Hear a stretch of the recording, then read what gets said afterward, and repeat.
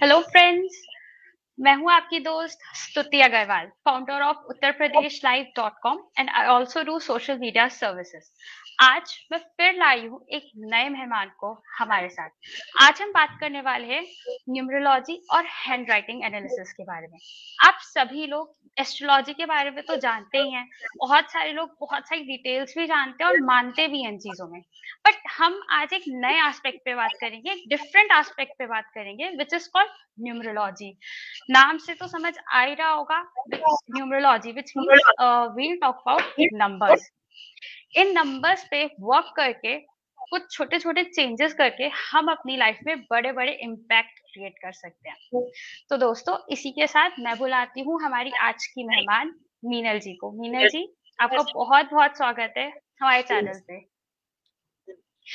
Friends, इसी के साथ प्लीज मैं आप लोगों से रिक्वेस्ट करती हूँ, हमारे चैनल को जरूर जरूर फॉलो करिए प्लीज।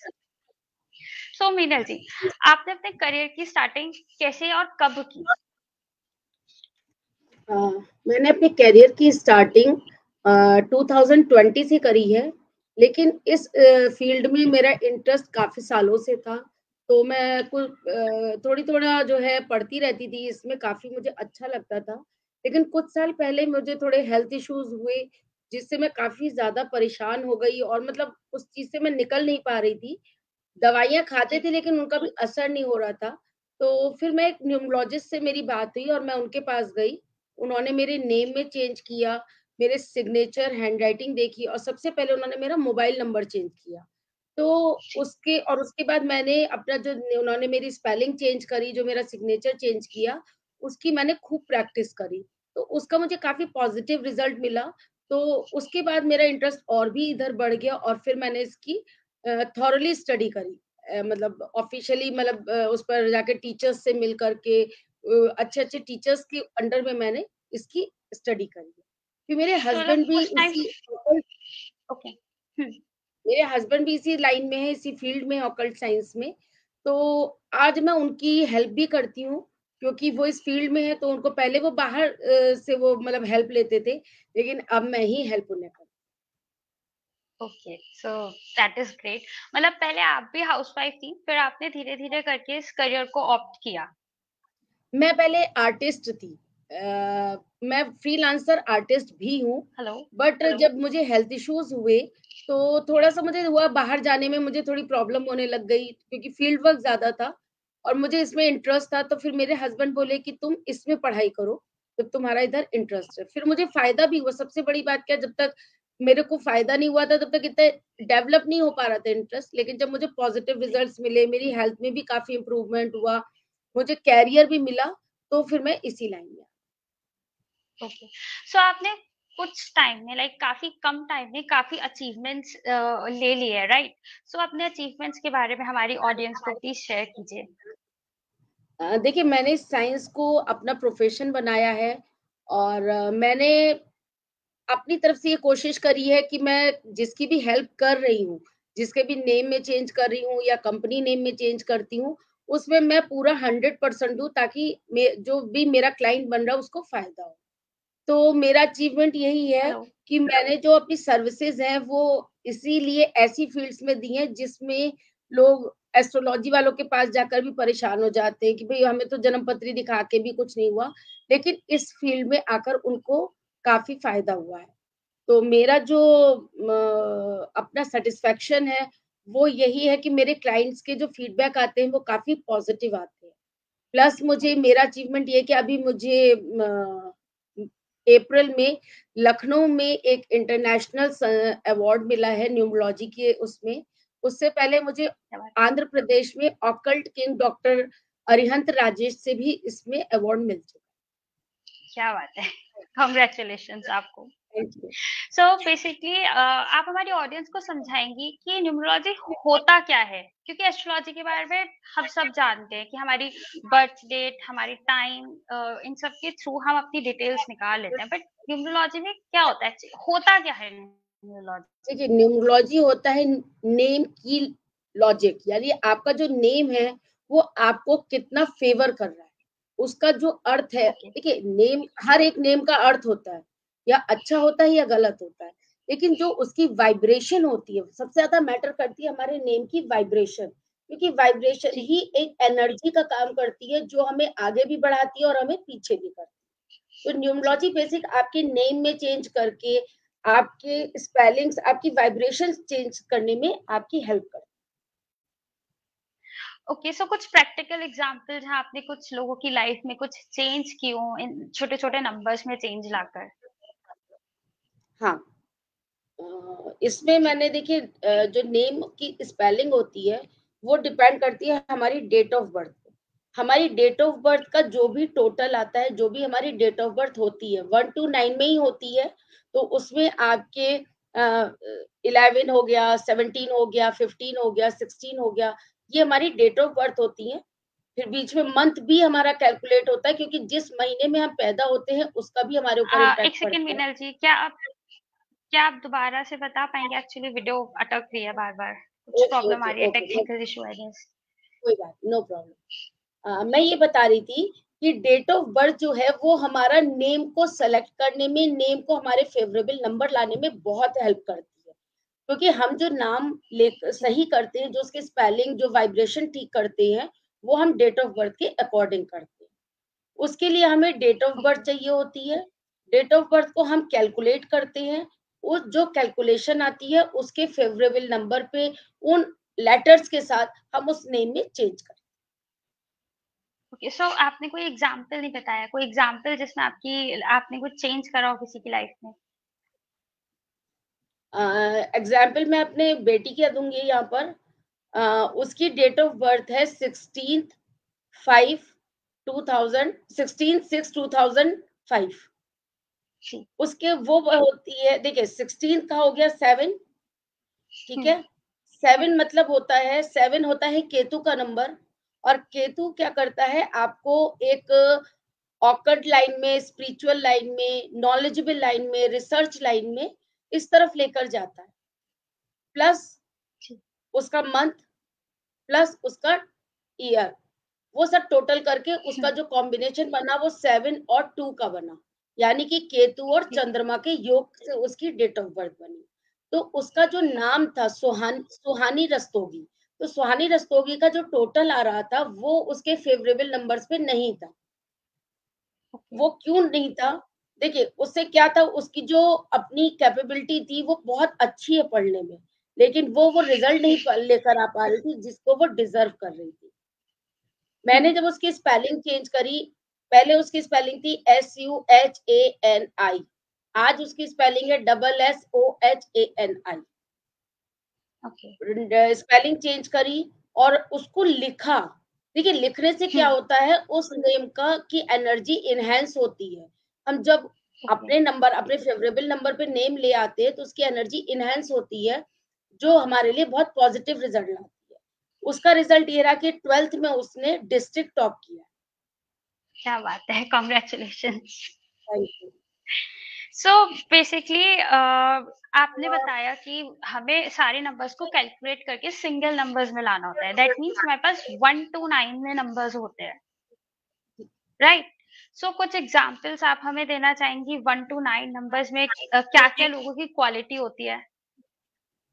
1 टू 9 देखिए, 1 नंबर होता है सन का। सन का मतलब होता है सूर्य। सूर्य की तेजी, यानी जो भी पर्सन 1, 10, 19, 28 की पैदाइश होती है, जिनकी डेट ऑफ बर्थ होती है, जी। उनके अंदर एक अथॉरिटी पावर होती है, एक लीडरशिप की क्वालिटी होती है, और इसमें ज्यादातर पॉलिटिशियंस आते हैं। जितने भी ओके। पॉलिटिशियंस होते हैं, उनमें ही ये क्वालिटी आती है। सेकंड होता है मून। मून का मतलब चंद्रमा। चंद्रमा क्या करता है कि वो पर्सन जो है थोड़ा तो कंफ्यूज होता है, क्योंकि चंद्रमा का गुण है अप एंड डाउन। आधे दिन 15 दिन घटता है, 15 दिन बढ़ता है। तो एक क्वालिटी तो ओके। उसकी होती है कि वो हर वक्त कंफ्यूज ज्यादा रहता है, अप एंड डाउन ज्यादा रहते हैं उसके मूव्स में। हुँ। प्लस लेकिन जो अच्छी बात ये है कि वो क्रिएटिव पर्सन होता है, कोऑपरेटिव पर्सन होता है, और दूसरों के अगर उनके साथ कोई पार्टनरशिप करता है तो वो काफी लॉयल होते हैं। थर्ड आ गया जुपिटर। जुपिटर है बृहस्पति। बृहस्पति है ज्ञान, गुरु का प्लैनेट है ये। तो इसके जो लोग होते हैं, वो इंटेलिजेंट होते हैं, स्पिरिचुअल में होते हैं, और सबसे ज्यादा टीचिंग लाइन में होते हैं, प्रिंसिपल्स होते थर्ड हैं या नंबर के कहीं लोग। हाई। हाँ, थर्ड नंबर। हुँ। फोर्थ होता है राहु। राहु अपने आप में एक बहुत हार्ड प्लैनेट कहा जाता है, क्योंकि लोग इससे ज्यादा परेशान रहते हैं। लेकिन राहु परेशान नहीं करता, तब करता है जब लोग इसका गलत, या आपके नाम की स्पेलिंग या आपके कुछ बिहेवियर में कुछ गलत आ रहा हो। राहु के जो होते हैं ये हार्ड वर्किंग पर्सन होता है, कड़ी मेहनत करता है। थोड़ी सी स्ट्रगलिंग चलती है इसमें, क्योंकि बिना स्ट्रगल के वो हार्ड वर्क नहीं करेगा। हार्ड वर्क करेगा लेकिन उसको सफलता जरूर मिलेगी। फिफ्थ होता है मरकरी बुध, जिसमें वो बैलेंस पर्सन होता है। मरकरी 5 नंबर क्या होता है? बैलेंस नंबर होता है। जिसके पास भी होता है वो सिचुएशन को हैंडल करने वाला होता है। तो कहते हैं ना, बहुत जी बैलेंस आदमी है, ना ज्यादा गुस्सा करता है, ना शांत, ना ज्यादा बोलता है, उस टाइप का। जी और इस टाइप के पर्सन जो होते हैं वो आपके बैंक में, शेयर मार्केट में, इनमें ज्यादा, इनके प्रोफेशन ये वाले ज्यादा होते हैं। 6 नंबर होता जी है वीनस का शुक्र। शुक्र जो होता है वो लग्जरी का नंबर है, रिश्तों का नंबर है। तो जो जिस पर्सन के पास भी 6 नंबर होगा उसके पास लग्जरी जरूर हो। 7 नंबर केतु। केतु केतु भी एक बहुत इंपॉर्टेंट नंबर है, लेकिन वो थोड़ा डिटैचमेंट के साथ है। ये प्लेनेट क्या करता है? आपको आपके गोल से डिटैच करता है, लेकिन एक तरफ ये आपको आपका गोल दिलाता भी है। तो ये क्या करता है, इसके जो पर्सन्स होते हैं वो मोस्टली तो रिसर्चर होते हैं, और फैशनेबल, फैशनेबल मतलब उन्हें फैशन की एसेसरीज वगैरह खरीदने का, कपड़े खरीदने का बहुत शौक होता है। 8 नंबर होता है सैटर्न का। सैटर्न मतलब शनि। शनि देव जो है वो वैसे ही बहुत स्ट्रिक्ट जज कहे जाते हैं। तो इस एट्रीब्यूट के लोग भी काफी हद तक, सब तो नहीं कहूंगी, लेकिन काफी हद तक स्ट्रिक्ट पर्सन होते हैं, हार्ड वर्किंग पर्सन होते हैं, और अपने कमिटमेंट के लॉयल होते हैं। 9th होता है मंगल। मंगल होता है हनुमान जी का प्लैनेट, लेकिन हनुमान जी वाली एग्रेशन भी होती है उन लोगों में, गुस्सा बहुत तेज होता है। उनकी अपनी पर्सनैलिटी ये होती है कि वो लोगों से थोड़ा हट कर सोचने का या कोई डिसीजन लेने की ताकत रखते हैं। प्लस ये लोग जो है पुलिस, आर्मी, एयरफोर्स, नेवी, ऐसी फील्ड्स में ज्यादा पाए जाते जैसे आपने बताया भी 2023 चल रहा है, राइट? सो आई गेस ये भी 7 नंबर का कुछ है। 7 नंबर है जी, 7 नंबर है। फिर तो इस ईयर मतलब मैंने कुछ ऐसा पढ़ा था कि इस ईयर भी कुछ डिटैचमेंट से चीजें रहेंगी, उसके बारे में थोड़ा हाँ, आप बता सकती हैं? देखिए ये ईयर केतु का साल है, और केतु डिटैचमेंट्स लाता है। कुछ प्लैनेट्स के साथ ये बहुत हेल्पफुल है, उन्हें बहुत आगे बढ़ाता है, लेकिन कुछ के साथ ये हार्म लाता है, जैसे हेल्थ इश्यूज ले आता है, फाइनेंशियल इश्यूज ले आता है। क्योंकि इसका काम क्या है? आपको आपके गोल से भटकाना।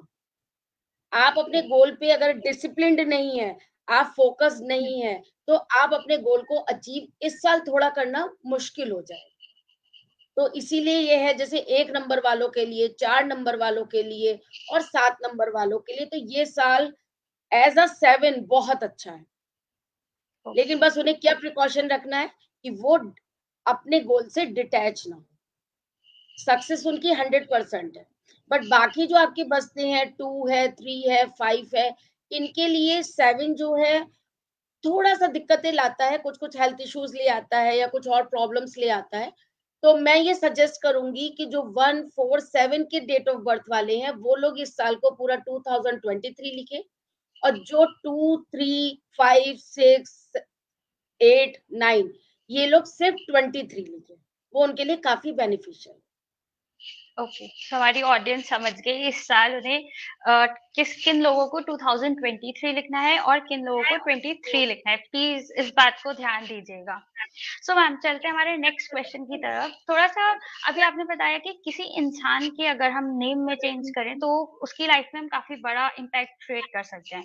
यही अगर हम किसी बिजनेस की बात करें, क्योंकि मैंने सुना है कि बहुत सारी मूवीज में स्पेशली लेटर्स या नेम चेंज करे जाते हैं उनके, सो दैट वो मूवी सिनेमा में अच्छा कर पाए, अच्छा रोल प्ले कर पाए। तो ऐसे क्या आप बिजनेसेस में भी नेम चेंज करते हैं? हाँ जी, मैं बिजनेस में भी नेम चेंज करते हैं, होटल्स के या किसी इंस्टीट्यूट के, उसमें भी नेम हम चेंज करते हैं। तो ठीक है। उससे काफी इम्पैक्ट पड़ता है। मैंने रामपुर का एक होटल का नेम डिजाइन किया था, और वो स्टार्ट हुआ था 2020 में, और आज वो काफी अच्छा अर्न भी कर रहे हैं और नाम भी उन्होंने कमाया है। होटल का नेम है UP22। क्या और बात है, ऐसी आपने किया धामपुर, स्किन डिजाइनिंग। ऐसी धामपुर में एक कॉलेज है और हॉस्पिटल है, उसका भी मैंने ही किया और वो काफ़ी अच्छा राइज़ कर ओके, सो मतलब स्टार्टिंग से ही नेम चेंज आपके अकॉर्डिंग चला जी, उसमें, जो आपने सजेस्ट किया। जी। जब वो ओके, स्टार्ट सो हुआ था बहुत मतलब जी। हाँ, हाँ, हाँ, बताइए, आप आप बताइए। बताइए। जब वो बन रहे थे कॉलेज और इंस्टीट्यूट, तभी उन्होंने नाम सजेशन के लिए भेजा था। तो मैंने उनका नाम सजेस्ट करके भेजा, उन्होंने वही रखा और आज उनको 4 टू 5 इयर्स होने जा रहे हैं और बहुत अच्छा उनका चल रहा है। ओके, सो बहुत वही न्यूमरोलॉजी के बारे में बातें, अब कुछ हम हैंडराइटिंग एनालिसिस के बारे में जानते हैं। थोड़ा-सा बताइए हमारी ऑडियंस के लिए कि क्या है ये हैंडराइटिंग एनालिसिस? देखिए, हैंड राइटिंग तो सभी जानते हैं, लेकिन हैंड जी, राइटिंग एनालिसिस ये होता है कि आप किस तरीके से लेटर्स बनाते हैं, उन लेटर्स के बीच में कितना स्पेस रहता है, उन लेटर्स की हाइट क्या रहती है, वो किस फ़ॉन्ट में लिखे जाते हैं, लेफ्ट होते हैं, राइट होते हैं, अप होते हैं, डाउन होते हैं, बहुत सारी चीज़ें होती हैं हैंड राइटिंग में। और जो हमारी हैंड राइटिंग होती है, वो हमारी पर्सनैलिटी होती है, हमारा लाइफ़ होता है। हुँ, डिपेंड हुँ, करता है। अब बहुत से लोग मेरे से ये पूछते हैं कि आप कहते हो कि राइटिंग एकदम नीट एंड क्लीन होनी चाहिए, पर डॉक्टर्स की नहीं होती है। लेकिन वो तो डॉक्टर होते हैं। देखिए, जी, उनके नंबर्स भी उनका बहुत सहायक होते हैं। हर डॉक्टर की राइटिंग खराब नहीं होती है। हुँ, डॉक्टर्स में मैंने भी बहुत सारे डॉक्टर्स देखे हैं जिनकी राइटिंग खराब नहीं और ऐसे मोतियों जैसे अक्षर। तो मैं उनसे बट पूछती हूँ कि डॉक्टर एग्ज़ैक्टली। साहब आप डॉक्टर हैं बट आपकी राइटिंग बहुत सुंदर है। तो वो हँसने लगते हैं। तो ये तो देखिए एक बिगाड़ लेकिन उसके वो जो जिनकी खराब डॉक्टर्स की राइटिंग होती है, उनके भी आप देखिए कितने सारे उनको इश्यूज़ होते हैं। ऐसा नहीं कि वो डॉक्टर हैं तो उन्हें इश्यूज़ नहीं होते। तो इसीलिए हम डॉक्टर्स हैंड में तो राइटिंग स्ट्रेस को बहुत होता है, बहुत ज़्यादा स्ट्रेस स्ट्रेस होता बहुत है होता डॉक्टर्स है। को। उनके अंदर खुद के अंदर फिज़िकल प्रॉब्लम्स इतनी हो जाती हैं जिनको वो क्योर भी नहीं कर पाते। तो ओके, हैंड राइटिंग सब पे इम्पैक्ट डालती है। तो मेरे हिसाब से तो जब बच्चा लिखना शुरू करता है, हमें तभी से ही हैंड राइटिंग पे ध्यान देना जी, बिल्कुल। सो कुछ एग्ज़ाम्पल्स आप हमारी ऑडियंस को देना चाहेंगी कि हैंडराइटिंग के थ्रू आपने किसी की लाइफ़ चेंज करी हो? हैंड राइटिंग के थ्रू मैंने स्टूडेंट्स की बहुत करियर में उनको हेल्प करी है, क्योंकि हैंड राइटिंग क्या होती है जब वो लोग लेटर्स वगैरह लिखते हैं, तो कहीं न कहीं कुछ प्रॉब्लम्स होती हैं। अब वो प्रॉब्लम ऐसे नहीं समझ में आती, लेकिन जब मैं करेक्ट करवाती हूँ और उसके उनको रिज़ल्ट मिले हैं, तब उन्होंने भी जी, माना है। तो बेसिकली जैसे एक स्टूडेंट थी, तो वो बहुत पॉइंटेड राइटिंग थी उसकी, बहुत पॉइंटेड लिखती थी। हर चीज़ एकदम स्टीप में जाती थी उसकी। तो मैंने ओके। उससे ये कहा राइटिंग बहुत सुंदर थी। आप देखोगे तो आपको कह रहे हुँ, इतनी खूबसूरत राइटिंग में भी आप कमियाँ निकाल रहे हो। बट उसमें प्रॉब्लम थी। तो मैंने उससे ये कही कि आप जो अगर सक्सेस चाहती हो, एक अच्छा रिकॉग्निशन चाहती हो, तो आप अपनी राइटिंग को ठीक करो। इतने पॉइंट्स मत निकालो क्योंकि ये कहीं न कहीं किसी आपके रिलेशंस को ब्रेक करते हैं। आपकी जो ओके, लैंग टंग है वो किसी न किसी को हर्ट कर देती है। अपनी बातों से आप चोट ओके, पहुँचा देते हैं। तो इसलिए राइटिंग हमारी सिंपल एंड ईज़ी होनी चाहिए। कोई उसमें ब्यूटीफुल फ्लावर्स, डिज़ाइनिंग और इधर-उधर के लेटर्स आप देखिए जो रोमन लेटर्स चलते हैं या जो आपके हुँ, हुँ। फ़ॉन्ट्स आते हैं, तो फ़ॉन्ट में एक बहुत रशियन लैंग्वेज चलती है, वो कभी नहीं करना चाहिए। क्यों नहीं आप करना आई गेस चाहिए? कैलीग्राफी की बात कर रही हैं, कैलीग्राफी।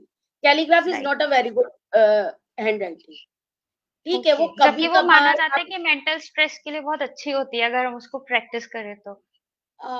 ठीक है, मेंटल स्ट्रेस अगर आपका दूर होगा तो और बहुत सारे स्ट्रेस शुरू हो जाएँगे। उसको आप ओके, यूज़ करिए एज़ अ ग्रीटिंग कार्ड, कहीं पे एक स्लोगन लिखने के लिए, बट उसको आप अपनी हैंडराइटिंग में मत लेकर आइए। ओके।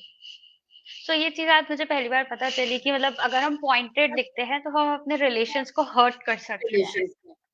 जी, इसी सो का मैं आपको एक ऑडियंस एग्ज़ाम्पल और अगर आप लोग छोटा-सा सुन देता रहे हूँ। हैं, तो इस बात का प्लीज़ ध्यान दीजिए कि छोटे कर्व्स में आप उस राइटिंग को लिखना शुरू करिए। जी, मीनल जी। इसी के साथ एक लेटर का एग्ज़ाम्पल मैं और दूँगी, स्मॉल जी, आई का। Small I okay. आपने देखा होगा कि मोस्टली क्या होता है, आई बनाते हैं और उसके ऊपर एक ज़ीरो बना देते हैं, ओ बना देते हैं, होल वाला। डिग्री जैसा। है ना? डिग्री जैसा, तो वो हाँ, नहीं बनाना चाहिए क्योंकि वो क्या करता है, वो ओके, आपकी आपकी लाइफ में, आपके करियर में कहीं न कहीं एक होल क्रिएट करना शुरू कर देता है। कहीं न कहीं एक लैकिंग शुरू कर देता है। प्लस आपके हेल्थ जी, इश्यूज़ जिसमें स्टमक सबसे पहले उसमें अफेक्टेड होता है। तो आई के ऊपर सिंपल डॉट लगाइए, गोल्स मत बनाइए। ओके, ये आपका सजेशन है हमारी ऑडियंस के लिए। बिल्कुल, आई गेस आपने बताया था कि स्टमक इश्यूज होने शुरू हो जाते हैं आई अगर हम वो लेटर लिखते हैं ऐसे गोल करके। वाला बना। सो एक और चीज है कि कितना प्रेशर होना चाहिए पेपर पे हमारा। देखिए, प्रेशर पेपर पे हमेशा बैलेंस होना चाहिए।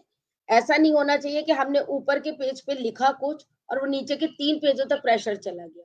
उससे क्या होता ओके, है कि हमारे जो एफर्ट्स होते हैं वो और भी ज़्यादा एफर्ट्स करने पड़ते हैं। मतलब हमें कोई भी चीज़ पाने के लिए, कहीं कुछ पहुँचने के लिए, किसी के साथ कम्युनिकेशन बनाने के लिए हमें बहुत ज़्यादा एफर्ट्स लगाने पड़ते हैं। तो राइटिंग हमेशा बैलेंस होनी चाहिए। पेपर पे प्रेशर ऐसा नहीं हो, पीछे के पेज पे आपका छपना नहीं चाहिए। अब कुछ लोग ये ओके, एक राइटिंग होती है जो बहुत लाइट लिखी जाती है, जो आसानी से पढ़ी भी नहीं जाती और पेपर पे दिखती भी नहीं है। राइटिंग ऐसी भी नहीं होनी चाहिए क्योंकि उससे जो आपकी पर्सनैलिटी डेवलपमेंट है वो बिल्कुल ज़ीरो हो जाती है। आप एक डल ओके, पर्सन हो जाते हैं, कहीं भी आप कोई चीज़ अचीव करने में आपको बहुत प्रॉब्लम्स होती है। तो ओके। राइटिंग हमेशा बैलेंस उस प्रेशर पे होनी चाहिए। और अभी आपने एक बात बोली थी राइटिंग की डायरेक्शन भी बहुत ज्यादा इम्पोर्टेंस देती है। सो किस डायरेक्शन में लिखना सही होता है? देखिए, डायरेक्शन तो अपवर्ड ज़्यादा बेस्ट होता है, क्योंकि जो अपवर्ड लिखता अपवर्ड मतलब स्ट्रेट राइटिंग, जो बिल्कुल स्ट्रेट सीधी राइटिंग। राइटिंग लिखता है, इस तरीके से लिखता है, उसको क्या होता है, एक तो कॉन्टैक्ट पर्सन्स उसके बहुत अच्छे स्ट्रॉन्ग हो जाते हैं।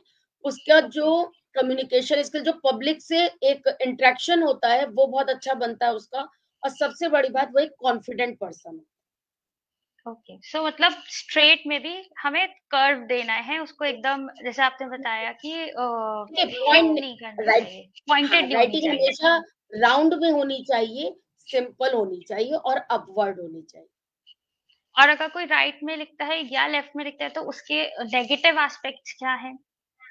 देखिए, उसके नेगेटिव एस्पेक्ट्स ये हैं कि एक तो वो पर्सन शाई हो जाता है, शाई होता है, वो आसानी से पब्लिक में नहीं आता है। जो लेफ्ट राइट वाला, के नहीं, राइट वाला।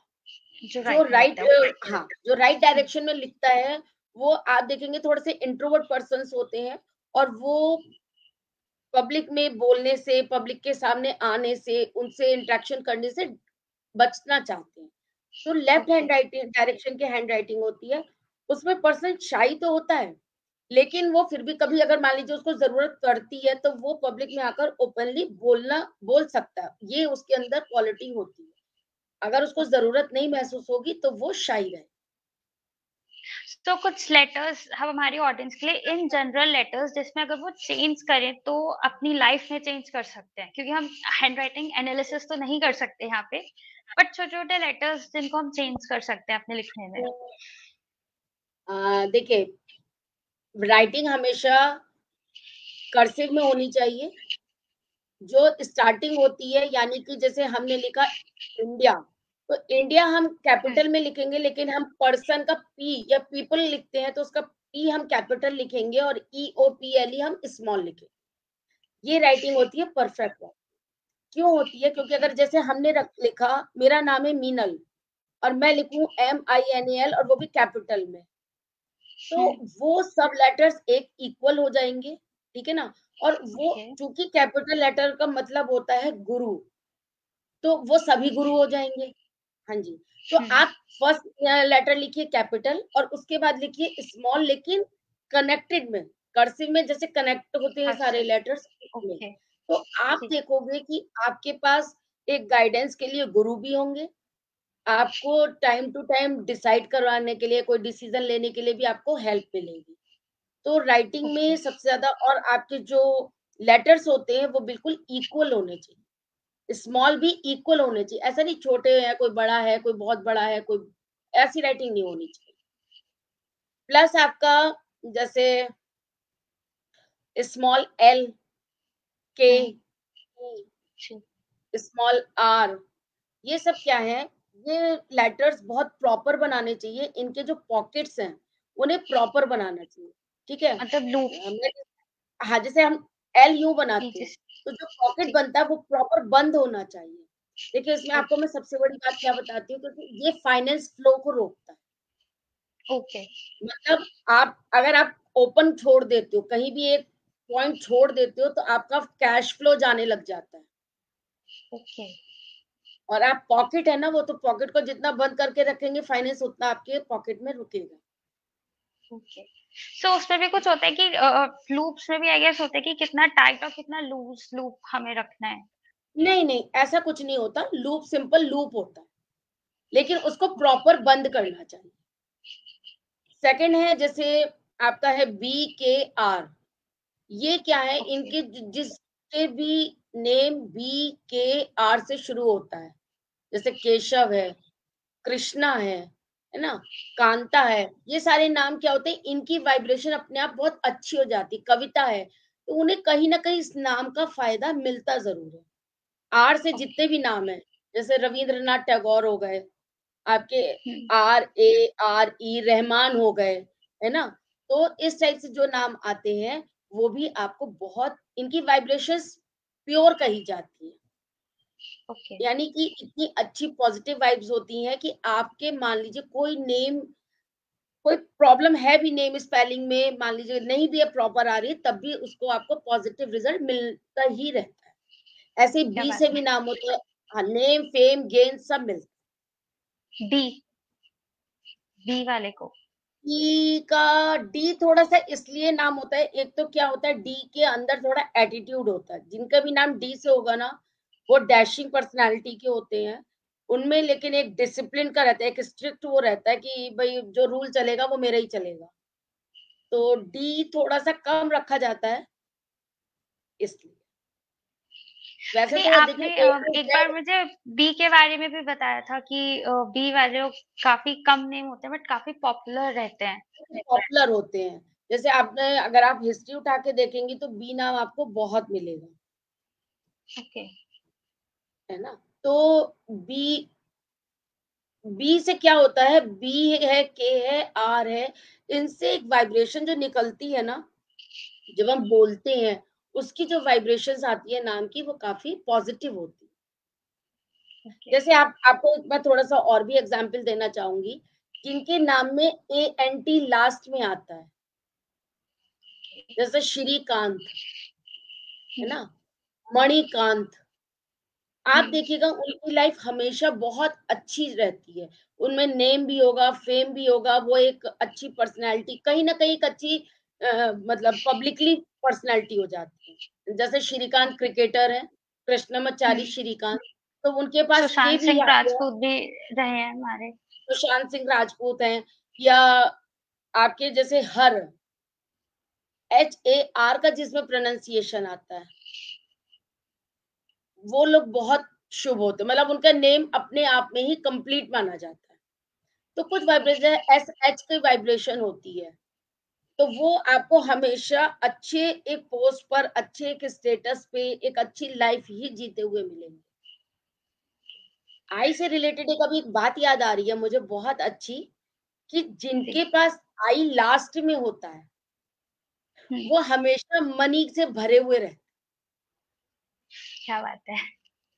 उनके पास पैसों की कभी कमी नहीं होती। ये बोनस टिप है मेरे लिए।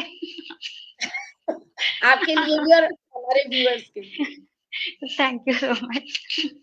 सो अब हमने हैंडराइटिंग के बारे में काफी कुछ जाना। एक बहुत इंपॉर्टेंट टॉपिक सिग्नेचर एनालिसिस, जिसको कुछ लोग तो काफी इंपॉर्टेंस देते हैं बट कुछ लोग अपने नाम को, सिग्नेचर को अच्छे से ड्रॉ नहीं करते हैं। और आपने बताया था कि इसका काफी नेगेटिव इम्पैक्ट होता है हमारे करियर पे, हेल्थ पे, सब चीजों पे। थोड़ा सा इसके बारे में बताइए और कैसे करेक्ट तरीके से हम बना सकते हैं सिग्नेचर अपना। देखिए सिग्नेचर कोई सेम है, जैसे हैंड राइटिंग हमारी पर्सनैलिटी है, ऐसी सिग्नेचर देखकर हम पूरी, सामने बैठे पर्सन जिसका वो साइन है, हम उसके बारे में पूरा बता सकते, बिना उसकी जन्मपत्री देखे हुए, बिना उसके हमने कुछ भी जाने हुए, हमने सिर्फ उसका सिग्नेचर देखा और हम उसके बारे में बता सकते। इसका मतलब साइन हमारा क्या हुआ, पूरी एक पर्सनैलिटी हुआ, हमारी पूरी हम्म। लाइफ हुई, हम पूरी जिंदगी क्या रहे हैं वो हुआ। तो सिग्नेचर को बहुत सिंपल वे में और एक बहुत सही स्लांट में बनाना चाहिए। उसमें भी क्या होता है कि जैसे बहुत से लोग तो एकदम स्ट्रेट बनाते हैं, बिल्कुल सीधा इस जी। तरीके से रख करके बनाते हैं सिग्नेचर। वो क्या करते हैं, उनकी लाइफ एक यूनिफॉर्म लाइफ होती है, यानी उन्हें एक जो जिंदगी शुरू हुई, मान लीजिए वो गवर्नमेंट जॉब में है, तो वो 9 to 10, 10 to 5 की जॉब कर रहे हैं, तो वो उसी जी। में खुश है। वो चाहते ही नहीं है कि हम आगे तरक्की करें या हम और कहीं प्रोग्रेस करें। कोई कुछ लोगों का साइन आप देखती हैं कि नीचे की ओर हो जाता है। तो नीचे की ओर होने का मतलब होता है कि आप नीचे डाउन जाना चाहते हो। आप चाहते नहीं हो कि मैं ओके। ऊपर चलूँ। तो वो आपको नहीं पता, आपको कह रहे मैं तो साइन ही तो कर रहा हूँ, बट नहीं, वो क्या करता है, वो आपको डाउन ले जाता है। स्लांट उसका ओके। सही होता है 25 टू 45 डिग्री। 25 से लेके ओके। 45 डिग्री तक के जितने भी स्लांट होते हैं वो सब अच्छे होते हैं। हाँ, मतलब 45 से ऊपर की ऊपर तरफ नहीं जाना जाने चाहिए। चाहिए। हाँ, लेकिन 45 से ऊपर नहीं, ओके। क्योंकि 45 से आप ऊपर जाएँगे तो वही एक इकोनॉमिक्स का नियम है, बेल का नियम अगर पढ़ा होगा आपने, तो वही अगर आप यूँ जाओगे तो यूँ ही गिरोगे और यूँ बिल्कुल। जाओगे तो आगे तक जाओगे। स्लो इस ग्रोथ। स्लो ग्रोथ, स्लो लेकिन regular growth, regular continuation. Growth, right. कुछ लोग अपने सिग्नेचर्स बनाते ही नहीं है, सीधे बस ऐसे करके कुछ साइन डाल देते हैं, वो भी आई गेस बहुत गलत होता है। वो बिल्कुल ही गलत होता है। क्यों होता है? जी। क्योंकि आपने तो अपने को हवा में उड़ा दिया। आपने क्या लिखा कोई नहीं पढ़ पाया। आप कौन है कोई नहीं जानता। आपने क्या सिग्नेचर किया किसी को पता ही नहीं है कौन। कि वो एस है, कि वो आर है, एम है, टी है, कुछ पता ही नहीं चल रही है। जी। तो जब आप अपने सिग्नेचर में ही कोई वजूद नहीं रख रहे तो आपकी पर्सनैलिटी भी कोई मतलब नोटिसेबल नहीं है। तो इसलिए जी। एकदम शॉर्ट वाले जो एकदम स्ट्रिकी वाले चलाते हैं ना, फटाफट फटाफट वाले चिड़िया सी उड़ा देते हैं, वो वाले जी। सिग्नेचर नहीं करने। सिग्नेचर हमेशा फुल नेम के करने चाहिए। लेकिन अगर कभी कभी देखिए आपके कैलकुलेशन के हिसाब से, आपको सूट करने के हिसाब से, अगर वो लगता है कि आप केवल अपना नाम लिखें तो वो भी सजेस्ट किया जाता है। लेकिन अदरवाइज अगर वो है तो आपको अपना फुल नेम लेकिन क्लियर लैंग्वेज में लिखना चाहिए, क्लियर हैंडराइटिंग में लिखना चाहिए ताकि वो जितना रीडेबल हो। सिंपल हो हमारा सिग्नेचर उतना ज्यादा बेटर होता है। और फर्स्ट लेटर राइट। जो आपकी नेम का फर्स्ट लेटर है वो हमेशा बड़ा होना चाहिए बाकी लेटर से। बाकी। सो मीनल जी, एक लास्ट मैसेज आप हमारी ऑडियंस को कुछ बताना चाहेंगी?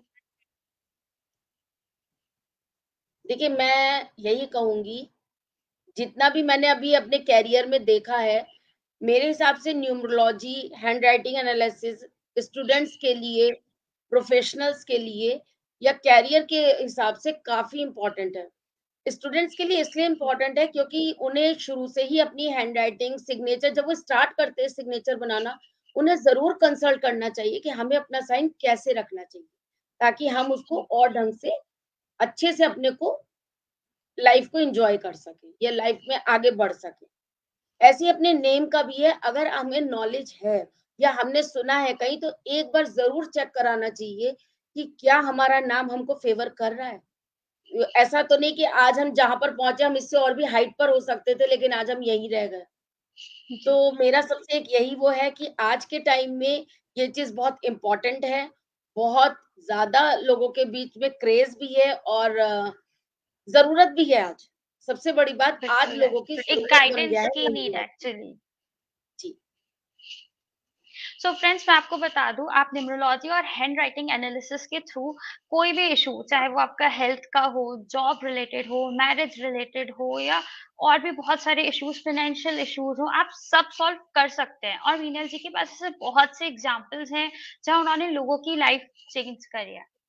मीनल जी, इसी के साथ बहुत बहुत थैंक यू टाइम देने के लिए अपना, हमें और हमारी ऑडियंस के लिए। Thank you so much Meenal ji. मैं ऑडियंस को भी थैंक यू सो मच हमें ज्वाइन करने के लिए। अगर आपको कोई भी क्वेरी हो, कुछ भी हो, तो प्लीज आप कमेंट सेक्शन में क्वेश्चंस कर सकते हैं, मीनल जी आपको जरूर रिप्लाई करेंगी।